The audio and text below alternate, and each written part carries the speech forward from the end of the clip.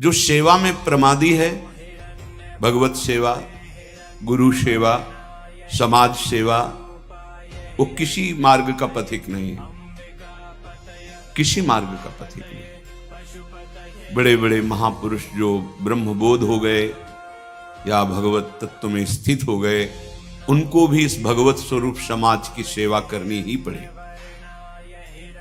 शरीर में जब तक हमारे बल है तब तक हमें समाज स्वरूप, भगवत स्वरूप, गुरु स्वरूप, वो एक ही परमात्मा बैठा है, हमें सेवा में तत्पर रहना है। क्योंकि इस शरीर से बहुत जन्मों में अशुभ कर्म हुए हैं, उनका क्षय सेवा से होता है। प्रगट शरीर से जब हम सेवा करते हैं, इसका प्रभाव मन पर पड़ता है। जो हम क्रियाएं करते हैं उनका प्रभाव मन पर पड़ता है। यदि अशुभ क्रियाएं हैं तो मन गंदा संकल्प करने वाला मलिन होता चला जाएगा। शुभ क्रियाएं हैं थोड़ा पवित्र होता जाए। लेकिन आपकी शुभ अशुभ दोनों से परे क्रियाएं भगवत स्वरूप, तो आपका मन भगवत स्वरूप हो जाएगा। तब अंतर्दृष्टि खुलती है, एक एक इंद्रिय परम पावन हो जाती है। ये 7 बातें पूज्य श्री राधा बाबा आदेश कर रहे हैं अंतर्दृष्टि खोलने के लिए। साधक प्राणों की बाजी लगा करके भी इनका कभी उल्लंघन न करे तो 4 अनर्थों का अपने आप नाश हो जाता है। आगे वर्णन आएगा। प्रेम ही अंतर्दृष्टि है। प्रेम नेत्र, हरिवंश नेत्र, हिय के नयन निहार, अंतर्दृष्टि, ये एक ही शब्द के बहुत से पर्यायवाची हैं। प्रेम नेत्र कह रहे प्रेम न बाड़ी नीपजे, प्रेम न हाट बिकाए, राजा परजा जेहि रुचे, शीस दे ले जाए। समझो, प्रेम ये बाजारू वस्तु नहीं कि खरीद लोगे पैसा देके। प्रेम ये ऐसा नहीं कि खेती बाड़ी है आप मेहनत करके इसे उपजा लोगे, नहीं। बोले चाहे राजा हो या प्रजा हो, जिसे भी प्रेम चाहिए शीस दे ले जाए। नारायण अति कठिन है हरि मिलन की बाट, या में पग पीछे धरे, प्रथम शीस दे काट। प्रथम शीस दे काट, शीस दे ले जाए, इसका क्या भाव होता है? अहम का समर्पण, बिका हुआ मैं हूं, मेरी कोई इच्छा नहीं, मेरी कोई चाह नहीं, अब जो ही कहें करें हम सोई, जैसा वो करते जोई जोई प्यारो करे सोई मैं भाग। बात हो गई। प्रेम नेत्र खुलने का अधिकारी हो गया। ये अहम ही तो नचा रहा है। ये कभी वैराग्य में बैठा लेगा, कभी तपस्या में, कभी भोगों में, कभी प्रमाद में। इसके अनुसार थोड़ी भूमिकाएं बनती हैं भक्ति की या ज्ञान की। आचार्यवाणी, गुरुवाणी, उनकी आज्ञा अनुसार चलने पर हृदय में भूमिकाएं जागृत होती रहती है। ये अहंकारी देहाभिमानी सुधरना ही नहीं चाहता, मनमानी आचरण करना चाहता है। मनमानी आचरणों से ही तो आज तक हम विमुख रहे, सुख से, शांति से, भगवदानंद से। दुख और अशांति, क्लेश और बंधन बार बार यही मन और बुद्धि तो दे रहे हैं। बिल्कुल सत्य बात कह रहा हूं, इसे केवल सुनना ही मत समझ लेना। पूज्य राधा बाबा के वचन। ये 7 आए बिना तुम चाहे प्रेम के प्रवचन कर लो, चाहे सुन लो, प्रेम तुम्हारे हृदय में जागृत नहीं होगा, अंतर्दृष्टि नहीं खुलेगी। श्रीपाद कह रहे अंतर्दृष्टि पश्य वृंदावनस्य, अंतर्दृष्टि से वृंदावन का दर्शन होता है। हमारी देखो बाहर नेत्र तो हैं पर त्रिगुणात्मिका माया के हैं। स्त्री दिखाई देती, पुरुष दिखाई देता है, जड़ दिखाई देता है, चैतन्य दिखाई देता है, अच्छा दिखाई देता है, बुरा दिखाई, ये कुछ नहीं। यहां सब चिदानंद वपु, प्रियाजू की सहचरियां और दिव्य एक पत्ते की कांति के बराबर भी महामहिम वैकुंठ नहीं है। ये वृंदावन है। वृंदावन द्युति पत्र की उपमा को कछु नाही, कोटि कोटि वैकुंठ हो तेसम कहे न जाए। क्यों कि एक एक पत्ते और फूल में मेरी लाडली जू का प्रतिबिंब पड़ता है। पत्र प्रसून बीच प्रतिबिंब ही नख सिख प्रिया जनावे। कहां वैकुंठ में? वो सुख तो सखाओं को भी अच्छा नहीं लगा वैकुंठ का। फिर नित्य प्रिया प्रीतम के अंग सेवी सहचरी भाव आलम। तो वृंदावन अंतर्दृष्टि पश्य, जब तक भगवत साक्षात्कार नहीं हो जाता तब तक बहुत सावधान। इसके बाद सावधान रहने की जरूरत ही नहीं। जैसे मन सच्चिदानंद प्रभु का स्पर्श करेगा फिर इसको विषय सेवन की स्मृति ही नहीं रह जाती। उसे उपरति अवस्था कहते हैं। एक होती त्याग अवस्था, ये साधक करता है, विषयों के प्रति आकर्षण है पर भोगूंगा नहीं क्योंकि मुझे भगवत प्राप्ति करनी। दूसरी होती वैराग्य अवस्था, भोगों का सानिध्य है, ये भी जानते हैं कि हां ये भोगने में मन बुद्धि कहते हैं कि सुखद है, पर नहीं, राग रहित हो रहा है।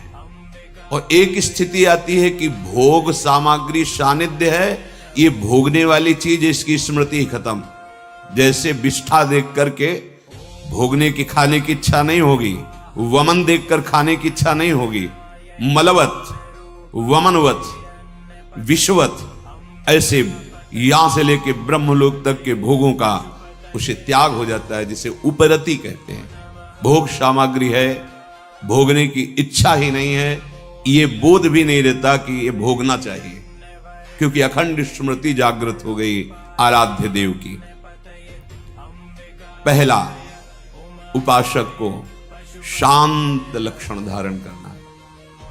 काम आ रहा है, क्रोध आ रहा है, कोई गाली दे रहा है, विक्षेप हो रहा है, प्रतिकूलता आ रही, अपमान, अनुकूलता आ रही, सम्मान। शांत का मतलब ना हर्ष न शोक, गंभीर, अंदर से गंभीर शांत। पहला लक्षण अंतर्दृष्टि खोलने के लिए सिद्धांत में भी वर्णन, शांति, रव्यर्थ कालत्वम विरक्तिर्मान शून्यता। शांति, अपने प्रति कोई बार बार अपराध कर रहा है, शांत। न शरीर से दंड, न वाणी से दंड, न मन से दंड देने का संकल्प, क्योंकि सब में मेरा प्रभु विराजमान है। बिल्कुल ध्यान से बाबा ने कहा, ये बिल्कुल सत्य सत्य बात कह रहा हूं। प्राणपन से इन सातों बातों का निर्वाह करोगे तो अंतर्दृष्टि खुल जाएगी। प्रेम, यदि आप थोड़ा भी प्रमाद करेंगे तो इनको धारण नहीं कर पाएंगे। पहला ही है शांत, भाव देश में भी पहला है शांत। शांत दास्य शक्य वात्सल्य कांता सहचरी। शांत हमारे भगवान का स्वरूप है, शांताकारम, शांत।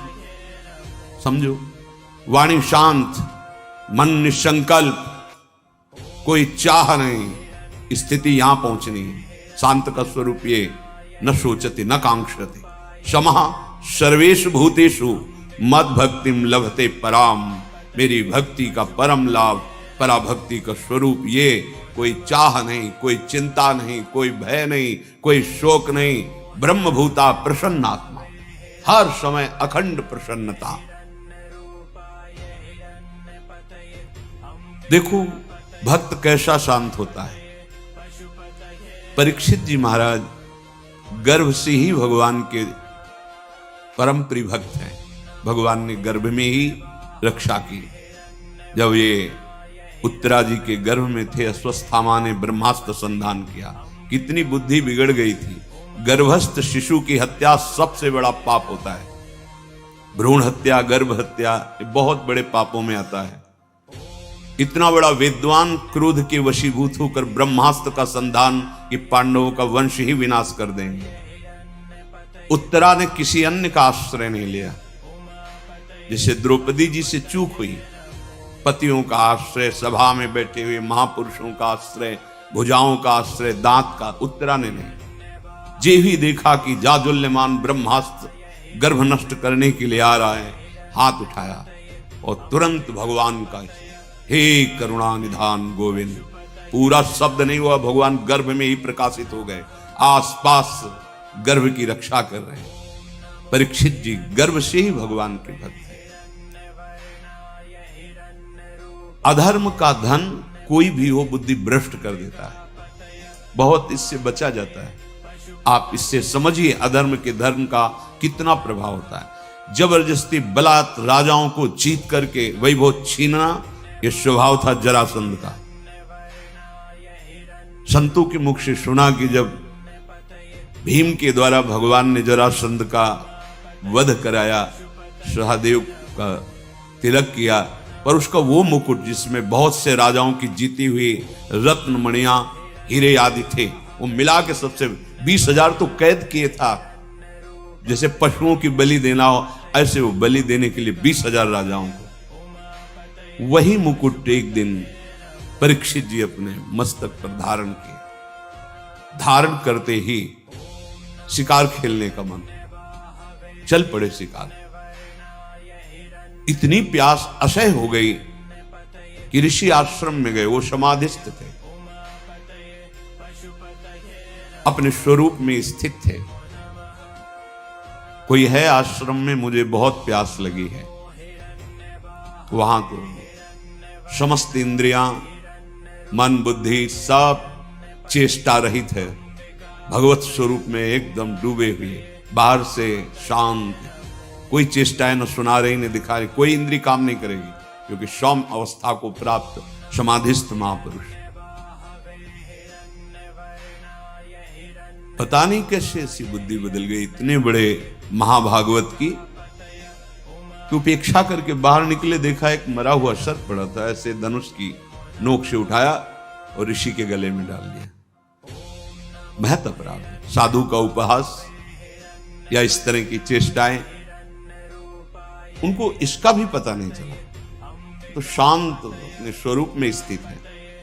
कुछ ब्रह्म ऋषि कुमार देखे कि राजा परीक्षित अंदर गए थे, बाहर गए तो कोई बात ही क्या, वहां गए तो देखा समाधिस्थ थे, उनके गले में मरा हुआ सर्प।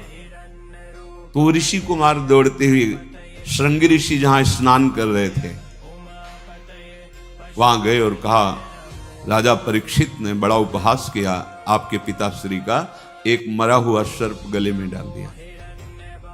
इतनी बड़ी सामर्थ्य कैसे कि समाधिस्थ मेरे पिता का अपमान।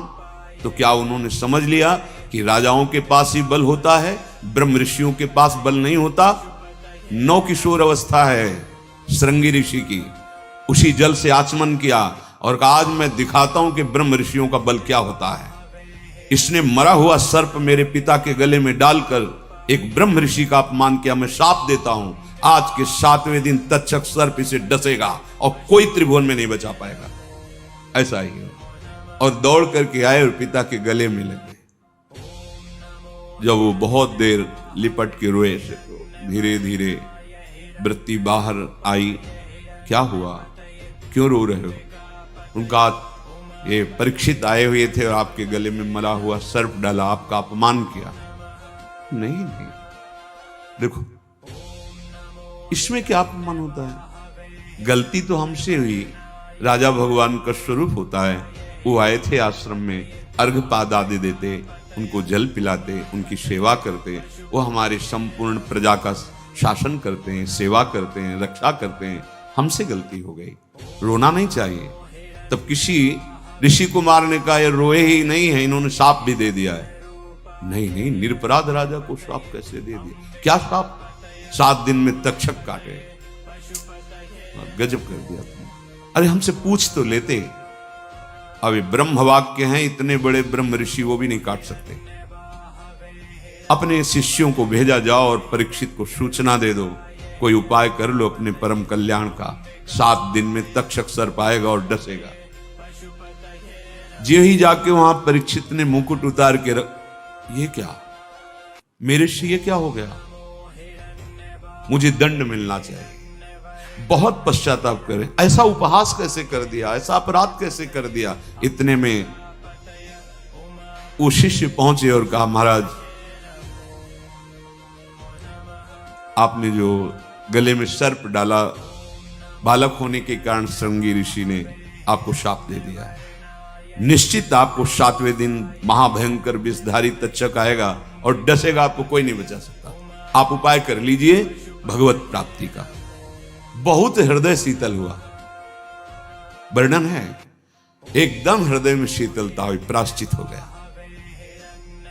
तत्काल सर्वस्व का त्याग, सम्राट पद पर जन्मेजय का तिलक और गंगा के किनारे 7 दिन तक भगवान शुकदेव जी के द्वारा गाई हुई भगवत चर्चा श्रवण की और बीच में प्रार्थना की थी कि भगवान आप चिंता मत कीजिए, ये भूख और प्यास मुझे अब परास्त नहीं कर सकती।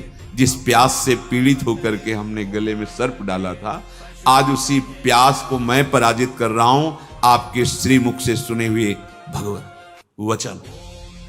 विचार करो, इतने बड़ा श्राप सुनने के बाद उनके हृदय में कोई शोक नहीं, शांत हृदय, 7 दिन कुछ खा पी नहीं रहे, शांत हृदय। भक्त का हृदय शांत होता है। उनके गले में सर्प डाला हुआ शांत नहीं हुए, कोई बात नहीं।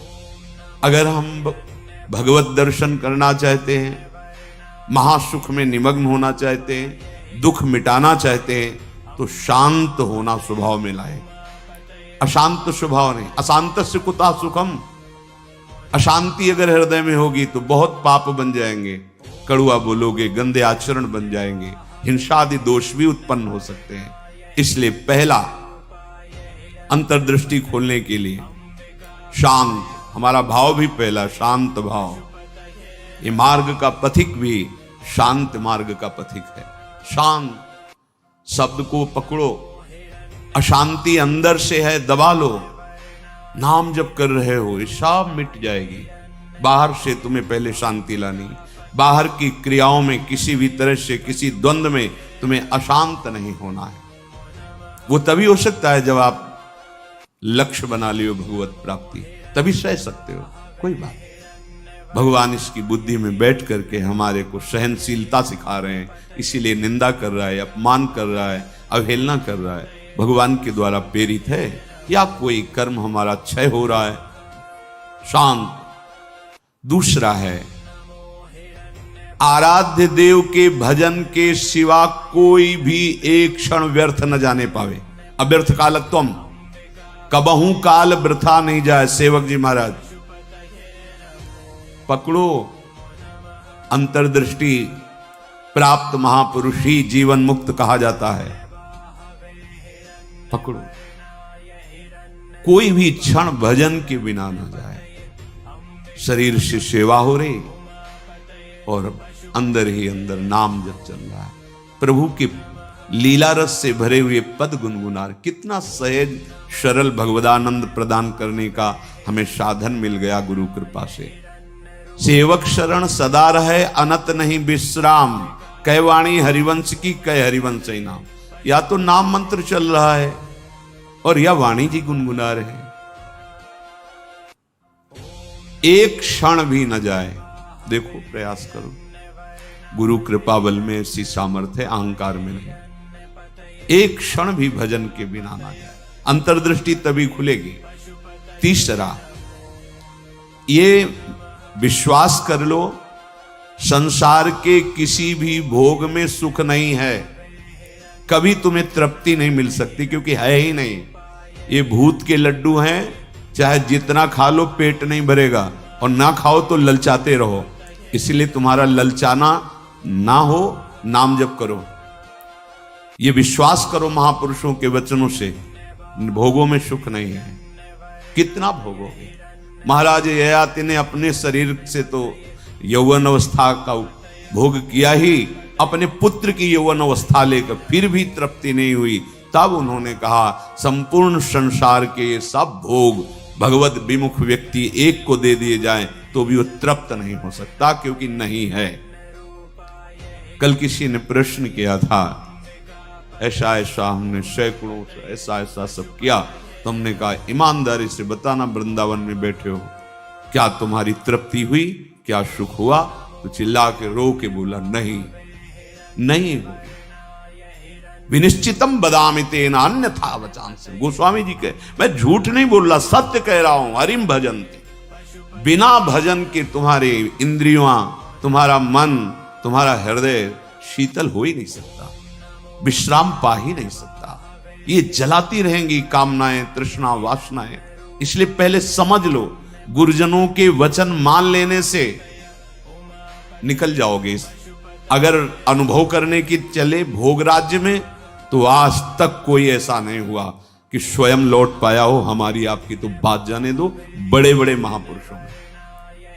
एक उदाहरण, आद्य गुरु भगवान शंकराचार्य जी नवीन किशोर अवस्था में ही पूरे विश्व को अपने प्रकांड ज्ञान के द्वारा परास्त कर दिया।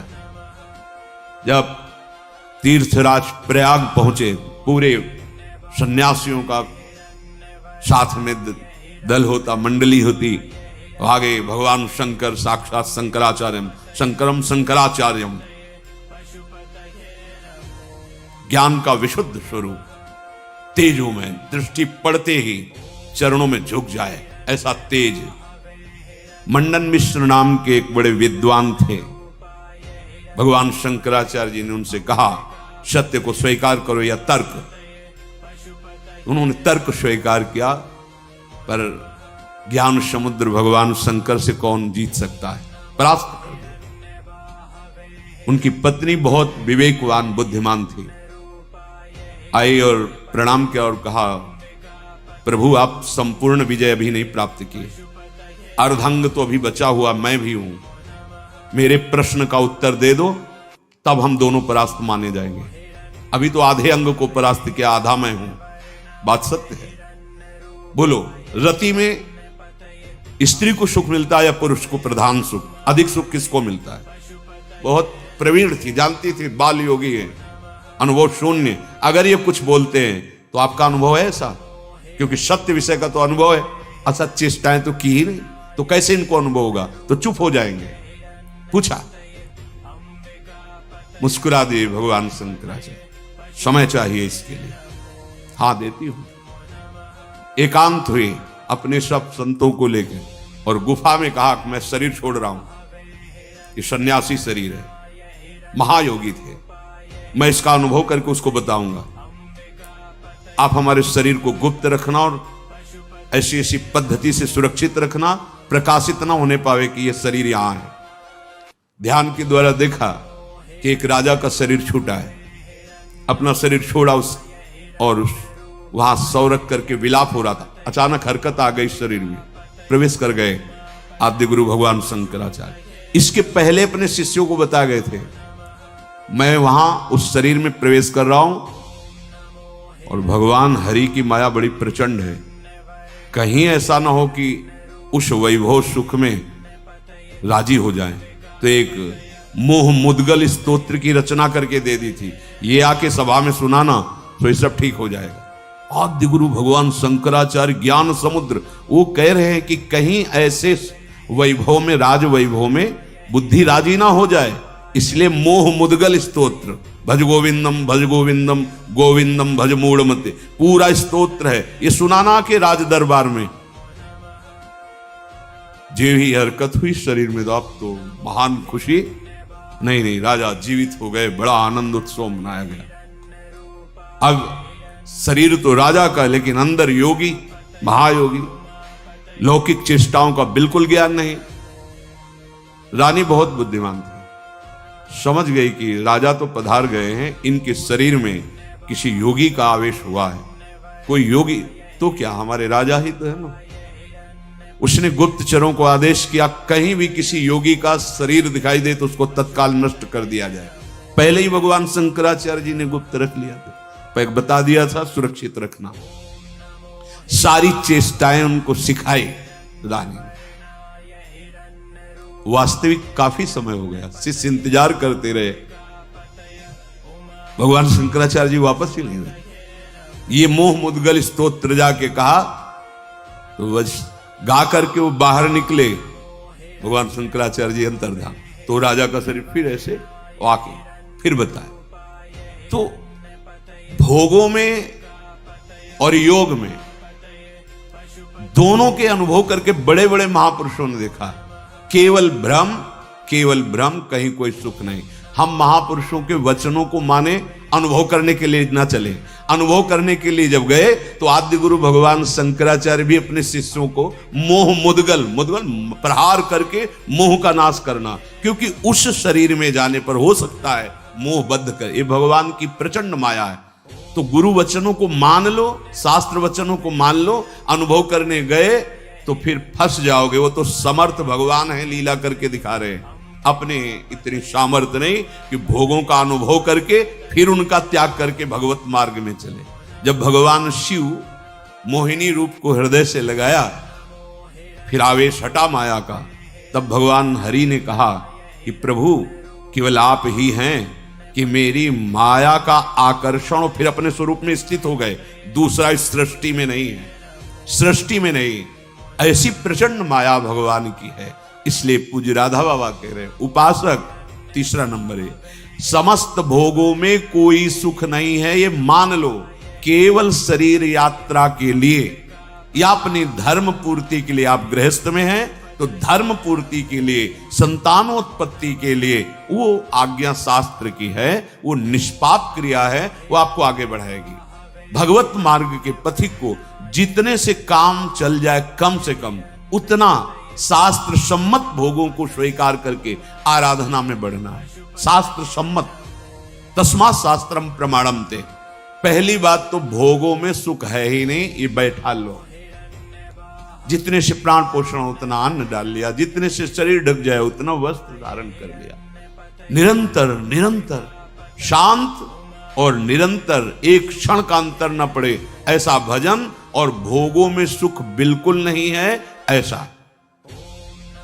जैसे कोई दुर्गंध युक्त स्थान हो तो हम नाक बंद करके चलेंगे क्योंकि बड़ी दुर्गंध है। कोई मल बमन आदि पड़ा हो तो उस दृष्टि नहीं डालेंगे। ऐसे भगवत मार्ग में चलने वाले पथिक की दृष्टि बड़े से बड़े आकर्षणकारी भोगों के प्रति होती है। ध्यान रखना। रमा विलास राम अनुरागी तजत बमन जिम जन बड़भाग, वो देखेगा भी नहीं। ऐसे अगर आप किसी भी दृश्य को प्रियता से देखते हैं मोबाइल में, या ऐसे छुप के देख रहे हैं, भाई सामने तो देख नहीं सकते, तो किसी ऐसी जगह खड़े जहां से शरीरों का आकर्षण देख रहे हैं, अपने आप का नाश कर रहे हैं, वो संस्कार बन रहे, तुम्हें गिराएंगे। यहां नहीं तो कहीं गिरा देंगे, आज नहीं तो कल गिरा देंगे। बहुत सावधान। ये तीसरा है, किसी भी भोगाकर्षण से हम प्रभावित ना हो। जब दूसरा चलेगा तो तीसरा आ जाएगा। निरंतर भजन और ये सावधानी, निश्चित निश्चित। हमें अच्छा लगा जब उससे पूछा, वो खुद वर्णन कर रहा था ऐसा ऐसा ऐसा। हम कहा क्यों गंदी बातें सुने, पर इसलिए कि इससे लाखों लोगों का भाव शुद्ध हो सकता है। उससे पूछा तुम्हें क्या मिला, सुख मिला? उसने कहा नहीं, और रो पड़ा चिल्ला के। बस मान लो ये बात, इन गंदे चेष्टाओं में कभी सुख नहीं, कहीं सुख नहीं। केवल तुम मृत्यु का वर्ण कर रहे हो, अपनी जीवन को नष्ट कर रहे हो। शास्त्र सम्मत भोग वैराग्य प्रदान करके मोक्ष प्रदान करते, धर्म अर्थ काम मोक्ष। अगर आप मनमानी आचरण करेंगे, मनोरंजन करेंगे, तो आप कोई भी हो, कहीं भी हो, नष्ट हो जाएंगे। ये संत महापुरुष जन, इनकी वाणी एक जैसे मां दुलार करके डांटती है, ऐसे अनंत दुलार लेकर आपसे कह रहे हैं। आपकी निंदा करना उद्देश्य थोड़ी है, आपको अवगुणी साबित करना उद्देश्य नहीं, आपके हृदय को चोट पहुंचाना उद्देश्य नहीं, पर आपके हृदय को महान बनाना और दुर्गुणों से, दुर्विचारों से, दुष्कर्मों से मुक्त करा के महासुख में निमग्न करना, इस संतों की वाणी का पावर है, ये उसकी सामर्थ्य है। आप उसे कटु वचन न माने, उपहास या अवहेलना न माने। जैसे हम चाहे जो रोग हो डॉक्टर के सामने पेश करते हैं, ऐसे ही बड़ी कृपा है उनके ऊपर जो अपने अवगुणों को अवगुण मान रहे हैं और उनसे दूर होना चाहते हैं। ये कोई आश्चर्य में बात नहीं, क्योंकि भगवती माया बहुत बलवती है। भगवत विमुख कुछ भी करा सकती माया। जो भगवान नाम जापक वहां होश में रहती माया, क्योंकि वो स्वामी का नाम जप कर रहा है और प्रभु की शरण में है। अगर उपासक के हृदय में भोगों से घृणा नहीं आई है तो अभी उपासना का रंग नहीं, नाम जप नहीं चल रहा पक्का। हृदय की बात कहता हूं। आप देखो, एक दिन चला के नाम देखो, 24 घंटे जलन पैदा हो जाएगी। अगर कोई आपसे बात करना चाहेगा, कुछ देखना, कुछ सुनना, कुछ बोलना, ये जहर लगने लगेगा आपको। देखो तो कर, अब आप मनोरंजन में लगे हो, किसी तरह समय कट रहा है, खाया पिया मौज मस्ती, ये जीवन ऐसे व्यतीत करने लायक नहीं। बड़ा दिव्य जीवन है। मानव देह पशुवत थोड़ी आचरण करना है। दिव्य दैवी सद्गुणों से युक्त होकर आप चाहो नारायण बन सकते हो, आप साकेतपुर जा सकते हो, आप शिव स्वरूप कैलाश में जा सकते हो, आप जो भाव चाहें दिव्य भाव में। ये जन्म मरण का दुख भोगते भोगते तुम्हें ऊबना नहीं आया। एक संकट कोई निवृत्त करने के लिए मारा घूमता है, यहां चले जाए वहां चले जाए, और नाम गरज रहा है हर दुखों को मिटाने के लिए। कहीं जाने की जरूरत नहीं। राम कृष्ण हरि जो नाम प्रिय, राधा राधा राधा, सर्व मंगल होता चला जाएगा। बार बार इसीलिए कहे नाम जपत मंगल दिशि दसहु, कहीं भी जाओगे तुम्हारा मंगल ही होगा, नाम चल रहा है। नहीं, भोगा शक्ति बहुत ही प्रबल है, विचार करने का अवसर नहीं देती, भ्रष्ट कर देती है। नाम चल रहा है, इसकी ताकत नहीं कि गिरा सके। चौथी बात, मन में अपने अंदर मान का बिल्कुल भी प्रभाव न रह जाए। अंतर्दृष्टि खुलने के लिए पहला शांत, दूसरा निरंतर भजन, तीसरा भोगों में सुख नहीं है, दृढ़ बुद्धि, भोगों से घृणा। चौथी बात, अपने अंदर मान न रह जाए। अगर मान है तो परम पद में आरूढ़ होने के लिए सबसे पहला त्याग इसी का किया गया है। निर्मान मोहा जित संग दोषा, पहले मान रहित, सबहि मान प्रद आप अमानी। मान अगर है तो फिर परमार्थ मार्ग का पथिक, और संसार में मान के लिए ही सब कुछ किया जाता है, और परमार्थ मार्ग इससे उल्टा है, मान की धज्जियां उड़ा दी जाती है। सम्मानम कलयाति घोर गरलम, ये घोर हलाहल विष है। अगर अध्यात्म की ऊंचाई पर चढ़ना है तो सम्मान की धज्जियां उड़ा दे, अंदर से कभी स्वीकार न करे, सबके चरणों में नमन करे। वो साष्टांग कर रहा है, पंचांग कर रहा है, बलिहारी उसकी श्रद्धा है, वो सबके हृदय में विराजमान भगवान को प्रणाम कर रहा है, गुरु प्रदत्त वेश को प्रणाम कर रहा है। हम तो दास हैं उनके चरणों में। सम्मान स्वीकार करना, ऐसा अधिकार केवल भगवान को या भगवत प्राप्त महापुरुष को, ये अधिकार है अपने जैसे दासों का। बस कोई प्रणाम करे तो नम्र होके प्रणाम। अगर वो कर रहा है तो गुरु प्रदत्त वेश को, हृदय में विराजमान प्रभु को कर रहा है, अपने को नहीं। अगर अपने उस मान के भोक्ता बने तो परमार्थ चल ही नहीं पाओगे, नहीं चल पाओगे, नहीं चल पाओगे। ये मान बहुत घातक जहर है। अगर सत्संग नहीं मिला, गुरु कृपा नहीं हुई, तो इसी का पोषण शुरू रहता है। वैराग्यवान होकर के भी इसी मान का पोषण होता रहता है। और परम पद में आरूढ़ होने के लिए सबसे पहला त्याग इसी का है। निर्मान अमोहा जित संग दोषा, मान रहित, ये हृदय में बैठा लिए। बहुत सूक्ष्म बंधन है ये। कभी कभी बड़े बड़े मान का त्याग मान के लिए हो जाता है। सम्मान पत्रों का, आसनों का त्याग मान के लिए। बड़े सुंदर, कितने दयनीय। ये सुनने की इच्छा मान की इच्छा है। अगर स्वाभाविक हमारी स्थिति मान रहित हो रही तो ये केवल गुरु कृपा से, ये पक्का। ठाकुर जी भी हृदय में बैठे हैं, कभी डांट नहीं लगाई, हृदय में ही तो है। लेकिन जब ठाकुर जी गुरु रूप से आए तो एक एक चोरों को पकड़ करके पीट पीट के बाहर कर दिया। अहंकार, मान, मद, काम, क्रोध, लोभ, मोह, मद, मत्सर, ये सब।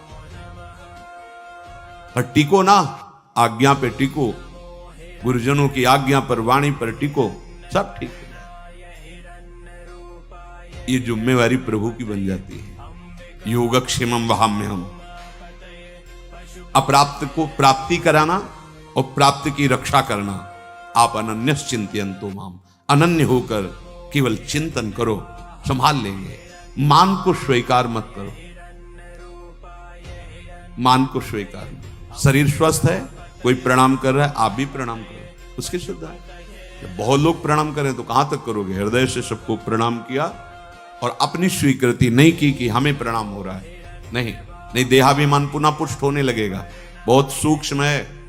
जहां हमारा मन प्रपंच में फंसने लगे, जहां हमारा मन संसार की मान्यताओं को स्वीकार करने लगे, नहीं, ये जीवन केवल भगवत प्राप्ति। मन की बिल्कुल एक दृष्टि रखो मन पर, इसकी एक एक वृत्ति की जांच करनी है। वो स्वाभाविक स्फुरित जो हो रहा है उसका विकारात्मक स्वरूप, शासन उस पर, प्रश्न उत्तर उससे करो। हम लोग क्या करते हैं, गुरुजनों से प्रश्न उत्तर करके तर्क रखते हैं। तर्क रखो मन के ऊपर। क्यों? बहुत बार तो तेरी सलाह मान ली, दुर्गति ही हुई है, अब तुझको मेरी सलाह माननी होगी, जो मैंने संतों से सुना है, जो मैंने शास्त्रों से पढ़ा है, उस पर तर्क रखो। नहीं, मन के तो बोलते ही दस्तखत कर दिए और शास्त्र सम्मत गुरुजनों की वाणी पर क्यों में हो, ऐसा क्यों, वैसा क्यों। चौथा है आपके मन के अंदर मान का बिल्कुल न रह जाना। अमानिना मान देना, स्वयं अमानी, दूसरों को मान देना। महाराज भर्तृहरि जी जब भोगों से वैराग्य की वृत्ति जागृत की, कुछ नहीं, पिंगला का दृश्य देख करके घोर वैराग्य युक्त भगवान शंकर की आराधना, समय पर देवाधिदेव महादेव प्रसन्न हुए और कहा क्या इच्छा करते हो, वरदान मांगो। तो भर्तृहरि जी ने यही वरदान मांगा, प्रभु कभी सम्मान से मुझे भिक्षा भी न मिले, तिरस्कृत होकर भिक्षा पाऊं, कभी सम्मान से, मान से नहीं। क्यों? जहां मान जागृत हुआ फिर दया मांगा, क्योंकि चक्रवर्ती सम्राट रहे ना, तो यही मांगा कि मान रहित हमारी स्थिति रहे, अर्थात भिक्षा भी मुझे कभी सम्मान से न मिले प्रभु। और महापुरुषों के वचन, जिस गली में भिक्षा मांगने गए आपका तिरस्कार हुआ, अपमान हुआ, अवहेलना हुई, उस गली में जरूर जाना चाहिए, लेकिन उस गली को पहचान लेंगे, जाएंगे नहीं। और आओ बाबा राधे श्याम, बैठो कुर्सी में बैठो, एक गरम गरम बनाओ, वहां जरूर जाएंगे, नहीं वहां मत जाइए। दरवाजे के बाहर से भिक्षा का अधिकार है, अंदर बैठना, कुर्सी में जाके बैठना, बात करना, हंसना, ये आप अपने लिए वो बीज बो रहे हैं जो परमार्थ को नष्ट कर देगा। गुरुजनों का आदेश है, भिक्षान्न केवल गेट के बाहर से, राधे श्याम 2-3 आवाज लगाई, अगर कोई ग्रह निकला, भिक्षाम दे, ली रोटी चल, नहीं बस 1 2 3 आवाज लगाई, बाहर मिला मिला, नहीं मिला भूख पा लिया। तब भगवान अधीन होते हैं ऐसे भक्तों के। मन में मान का बिल्कुल न रह जाए आदर, बिल्कुल। 5वां, दिन रात में प्रतिपल ये भरोसा दृढ़ हो जाए भगवान हमारे साथ हैं। प्रेम दृष्टि खुलने का ये राधा बाबा का आदेश है। रात दिन तुम्हारे अंदर ये भरोसा हो जाए कि दिखाई तो नहीं दे रहे, भगवान है निश्चित हमारे पास। हमारी वाणी जी कहती है, नाम वाणी जहां श्याम श्यामा तहां। नाम चल रहा है तो तुम्हें दिखाई देंगे आगे चलकर, अभी पहले पाप नष्ट होने दो, अनर्थ की निवृत्ति होने दो, फिर देख लेना।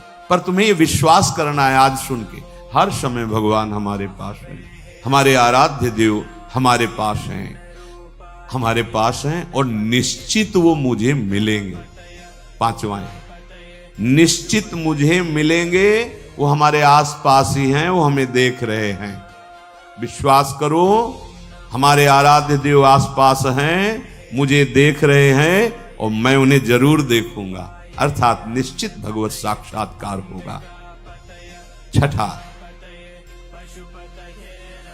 माला संख्या पूरी करने वाली यहां बात नहीं है, वो तो प्रारंभ की होती है। यहां बात है कि प्राण छूट जा सकते हैं लेकिन भजन नहीं छूट सकता, ऐसी दृढ़ता पूर्वक भजन। दूसरा था निरंतर भजन, अब इसमें दृढ़ता पूर्वक भजन। दृढ़ता इसलिए 6 नंबर मानो उसी की व्याख्या का रखा है। कोई प्रलोभन आ सकता है जो आपके भजन को रोक सके, क्योंकि माया बहुत बलवती है। कोई वासना दबी होगी, वही वासना का सारा भोग सामग्री फ्री, एकांत भोगो इसको, क्योंकि आप बहुत ऊंचाई पर चढ़ने जा रहे हो, भोगो इनको। लेकिन भगवत साक्षात्कार करने वाला किसी प्रलोभन में प्रभु देखो, त्रिभुवन की राज्य लक्ष्मी देने पर भी आधे पल के लिए, याद हो गया होगा आपको, सैकड़ों बार कहा है, आधे पल के लिए भी अपने प्रभु का विस्मरण नहीं, इसे दृढ़ता कहते हैं। और भयानक से भयानक पीड़ा और कष्ट होने पर भी प्रभु का विस्मरण नहीं। देखो यहां तो जरा सा कुछ विक्षेप हो गया तो भजन ही नहीं है, भजन ही नहीं है। वैसे ही भजन ने बिना विक्षेप के, फिर शारीरिक कोई पीड़ा, कोई बहादुर आदमी वही होता है जब उसके घाव लगते हैं ना रणभूमि में, तो उसको और आवेश आता है शत्रु को मारने का। ऐसे ही उपासक होता है, बुखार है, कष्ट है, पीड़ा है, नाना प्रकार के दुख हैं, उसको और आवेश आता है, पहले से भी और अधिक नाम जप। ये जीतने का मार्ग है, हारने का नहीं। जीतो, हर विषय को रौंदो, हर विक्षेप को रौंद दो नाम बल से। भजन नहीं छूट, नहीं मन लग रहा चिल्लाओ राधा राधा राधा राधा राधा। ऐसे अगर तुम मन फंसा लेगा, जान गया कि जरा सा दुख दो भजन छोड़ देगा, नहीं। बाबा कह रहे हैं ऐसा भजन सुर, पहले तो निरंतर भजन का आदेश दिया, ऐसा भजन जिसमें इतनी दृढ़ता कि चाहे प्राण चले जाएं, संख्या वाली बात हम नहीं रह गई, चाहे प्राण छूट जाएं तो वही बात अलग। जैसे एक जगह महापुरुषों के वचन सुने थे, या तो गाढ़ नींद में हो तो तुम्हारी बात अलग, और या मृत्यु में मूर्छा में हो तो तुम्हारी बात अलग। नहीं, अगर चेतना है तो नाम नहीं छूटेगा, चेतना है तो नाम नहीं छूटने देंगे। ये थोड़े दिन तुम्हें कठिन लगता है, जहां अभ्यास हुआ मस्त हो जाओगे, देख लेना, निहाल हो जाओगे। ऐसी बातें कोई प्रयास नहीं करना पड़ेगा। जैसे पलक झपकने का प्रयास आप नहीं कर रहे, जैसे दिल धड़कने का आप प्रयास नहीं कर रहे, जैसे श्वास प्रश्वास में आप कोई प्रयास नहीं कर रहे, ऐसे। और जहां भजन शुरू हुआ तो जैसे भोजन आप करते हो पचा लीवर देता है, ऐसे नाम आप जब करो सारे दुख नष्ट कर देगा, नाम पचा देगा, सारे कर्मों को भस्म कर देगा। दृढ़ता, अभी हमारे अंदर दृढ़ता नहीं, थोड़ा सा व्यवहार, थोड़ा सा सम्मान, थोड़ी सी प्रतिकूलता, अपमान भजन छुड़वा देगा। देख लो, ऐसी दृढ़ता की प्राण निकलने की भी बात हो तो राधा राधा राधा, नाम नहीं छूट सकता। सातवां, जहां भगवान की लीलाएं हुई उनमें अत्यंत आसक्ति हो जाना। ये ब्रज 84 कोश भगवत लीला क्षेत्र है, इसमें आसक्त हो जाना। भले आप नहीं रह पा रहे हैं, लेकिन आप कहीं भी हो, आश्रय इधर हो वृंदावन। जब आपको छुट्टी मिली भागे वृंदावन, एक दिन ही सही परिक्रमा लगाई, दर्शन किया, सत्संग किया। भगवत लीला स्थलियों में आसक्ति, आसक्ति का मतलब होता है फिर और कहीं जाने की इच्छा नहीं होगी। जैसे विदेश में गया हुआ आदमी छुट्टी पाया तो अपने देश जा, तो अपने घर की बात सोचे, घर जाना है, ये हमारा घर है वृंदावन। हम भूल से माया में अनेक संबंध स्थापित करते हुए भटक रहे हैं। आ जाओ, हरि और किशोरी जी, ललिता विशाखादि सखियां, दिव्य वृंदावन, ये हमारा घर और ये हमारे घर के जन। आए मिले परिवार आपने, हरि हंस कंठ लगायो, भाग बड़ो वृंदावन पायो। ये 7 बातें जब कोई धारण करता है और 4 विघ्नों से बच जाता है तो उसके हृदय में अंतर्दृष्टि प्रकाशित हो जाती है। ये 4 दुष्कृत हैं, अनर्थ, ध्यान से सुनना। ये 7 बातें स्वीकार करनी है और इन 4 बातों से बचना है। पहला है दुष्कृत जात अनर्थ। पूज्य श्री राधा बाबा, पूर्व जीवन में जो हमसे पाप हुए हैं, बड़े बड़े बुरे कर्म हुए, पूर्व में लाखों अनंतों जन्मों का बात आ गई। अभी अज्ञानी जी ऐसे तर्क करते हैं, कौन जाने पीछे कर्म हुआ है कि नहीं। अभी नया बच्चा जो प्रकट हुआ वो किसी विद्यालय में तो नहीं गया कि शिक्षा दी गई हो, आप ऐसे करो, वो भयभीत हो जाए, मतलब जानता है भय का क्षेत्र है। मां जब दुग्ध तो पीने लगता है, इसका मतलब ये पूर्वाभ्यासी है, इसका दुलार करो, ऐसे पुचकारो, वो किलो, इसका मतलब है जानता है, इसे प्यार कहते हैं। और ये इसको प्रहार कहते हैं। वो बड़ा पुरातन है, कपड़ा नया बदला हुआ है, अभी जीव नया है। कर्म भोग जब होते हैं, कई प्रश्न करते हैं कि अभी तो 10 वर्ष का बालक था, उसने इतना बड़ा पाप क्या किया, ऐसा। तुम क्या जानते हो? कपड़ा 10 वर्ष का है, लेकिन पहनने वाला बहुत पुरातन है। वो भगवान का अंश है, न जाने कितने शरीरों का त्याग करते हुए पाप कर्म किए, तो वो उसको दंड मिल रहा है। महापुरुषों के वचन, ये अज्ञानी जनों के ऐसे तर्क होते, कैसे उनको समझाए?